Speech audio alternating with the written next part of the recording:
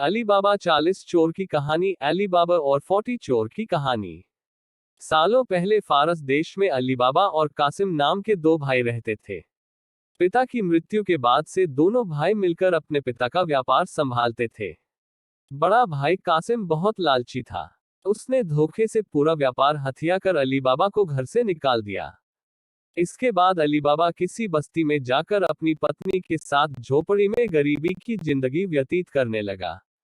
वह रोजाना जंगल जाकर लकड़ियां काटकर लाता और बाजार में उन्हें बेचकर जैसे कैसे घर का गुजारा चलाता था।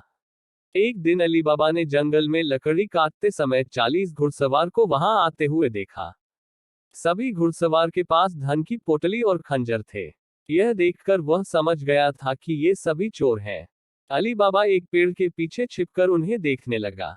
तभी सभी घुड़सवार एक पहाड़ के पास जाकर खड़े हो गए।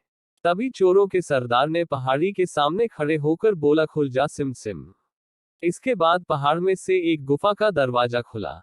सारे घुड़सवार उस गुफा के अंदर चले गए। अंदर जाकर उन्होंने बोला, बंद हो जा सिम सिम, और गुफा का द्वार बंद हो गया। यह देख अली बाबा दंग रह गया।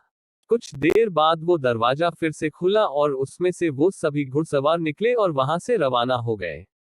अली बाबा यह जानने को बेताब हो गया कि आखिर इस गुफा में क्या है और वो सब यहाँ क्या कर रहे थे।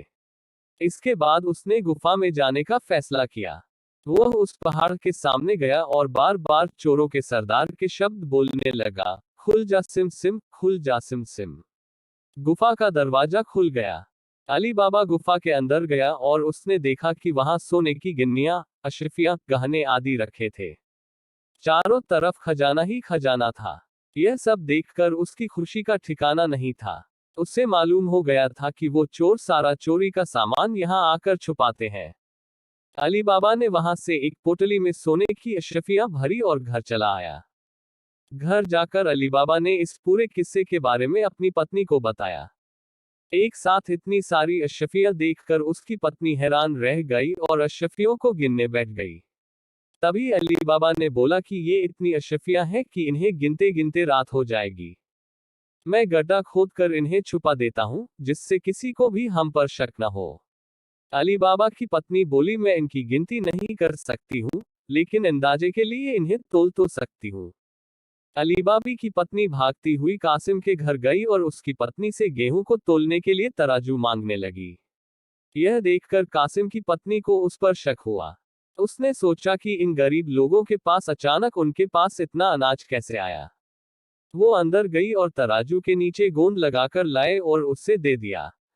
रात को अली बाबा की बीवी ने सारी अशरफियों को तोला और तड़के सुबह उनका तराजू लौटाए।